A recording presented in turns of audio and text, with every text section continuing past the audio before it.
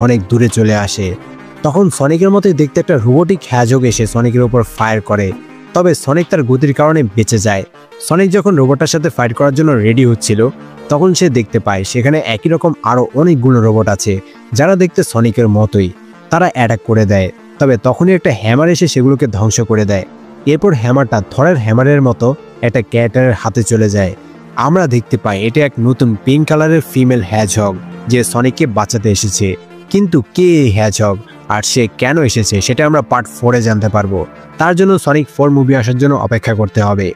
End credit সিনে আমরা অন্য একটা হ্যাজহগের হাত দেখতে পাই, যে সম্ভবত শ্যাডো হবে। তার মানে শ্যাডো আসলে মারা যায়নি, সে বেঁচে আছে। তো মুভি এখানে শেষ হয়।